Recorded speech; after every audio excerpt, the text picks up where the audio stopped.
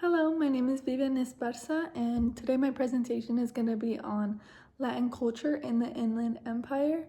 More specifically, I want to talk about music, since music is one of the great facets of culture, and a lot of cultures wouldn't be the same without music. In fact, musical elements developed long before any complex language did, and this kind of shows us its significance. In the case of the Inland Empire, over half of the population is Latin, and this gives us a region within SoCal that is kind of a melting pot, which fosters community identity and creates local influence that gives us dominant genres. Among these genres, there's música mexicana, salsa, bachata, cumbia, reggaeton, and Latin pop.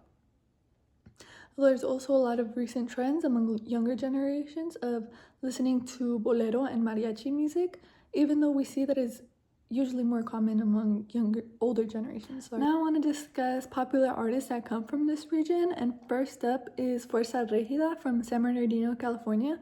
One of his main achievements is being the first regional Mexican group to have 2 albums in Billboard's top 10 Latin albums. They often return to their hometown and play music at schools and public places, and this inspires younger generations to make music as well, especially relating that they're both a part of lower income neighborhoods. Next is Ivan Cornejo from Riverside. He plays sad sereno music, which is a subgenre of música mexicana. He's responsible of pioneering this genre and popularizing it. Next is Danny Lux. He's from Beaumont, California. What I notice about him is that he fuses different genres together while also playing the sad sereno music. Younger generations tend to enjoy his music, and he's trending on platforms like TikTok and Instagram. Last but not least is Estevia from Beaumont, California.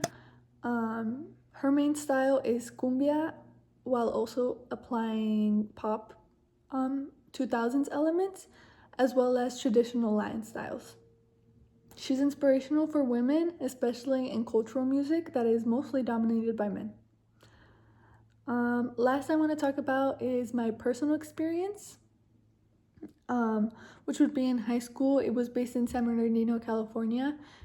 Interestingly enough, I was able to meet Fuerza Regida and see them perform at my school.